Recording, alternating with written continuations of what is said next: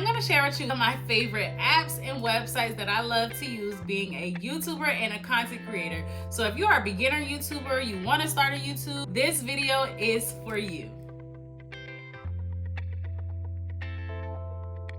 Hi you guys, welcome to my channel. I am Akira if you are new here, and if you are not new here, then welcome back to my channel. Let's get into this video. So the first app that I use all the time, I use iMovie to edit my videos.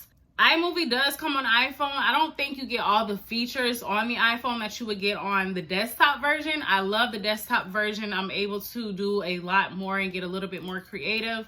However, iMovie is very beginner friendly.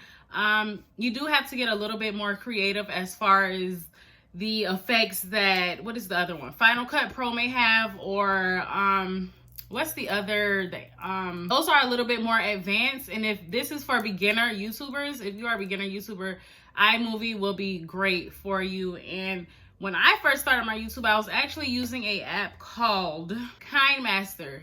I used that for a while until I got my Apple devices, which that was in February. I started my YouTube in last September.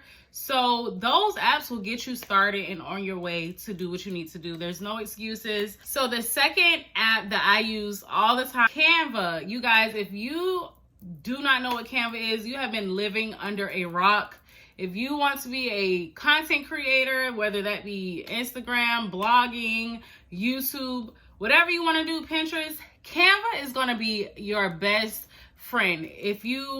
Canva is a site that has already pre-made templates and graphics for you to easily create whatever content you need to put, and you can put on your Instagram, you can make it for your YouTube, so you can create whatever you want on Canva. You create logos, business cards, Instagram posts, Instagram stories, whatever. I create thumbnails on Canva as well. It is free for a basic account.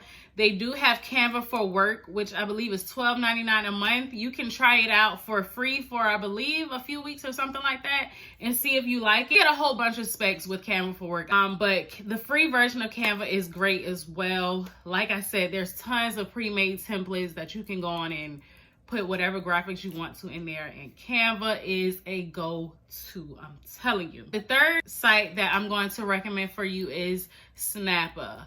Now, Snappa is another one that's similar to Canva, but I'm telling you, it doesn't have all the specs that Canva has. But it's a great tool to use, and I tend to use Snappa just for my my banner on my YouTube page. It has banner templates on there. You can go and drag and drop whatever you want to be in it, but I tend to make my banners from blank and just put whatever I want in there. Snappa is another great one. Like I said, you can give it a look around. You can make tons of graphics on there. I think you can make thumbnails on there as well, if I'm not mistaken. I tend to like it for the banner because it has the perfect dimensions on there. So, and I'll give you guys a visual of what it looks like as I'm talking this through.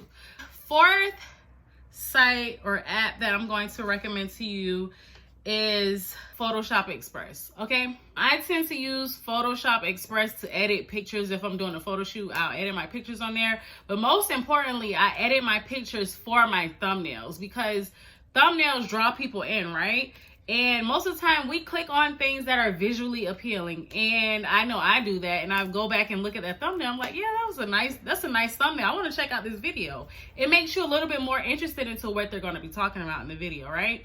It pulls you in. That's the first thing people see, is the thumbnail and the title. You want your thumbnails to look good. The brighter, the better it is, the more attention it will grab from the people that's scrolling through all these thousands and millions of videos that's on YouTube. So the next app that I'm going to recommend for you guys is Phonto. Phonto has been a lifesaver. I use Canva and Phonto in conjunction when it comes to creating my thumbnails. I use Canva to put whatever graphics I want on top of the thumbnail, and then I'll save it from Canva, and then I'll upload it on Phonto. Phonto is an app where you can put words over pictures. My thumbnail picture is set. I Photoshop my picture, upload it on Canva, get the right dimensions for the thumbnail, put whatever graphics I want on it. Say I want some stars on my background or whatever, some type of graphics on there, put it on there, download it. Then I upload it on Phonto. On Phonto is where I put the words, and you can put backgrounds behind your words.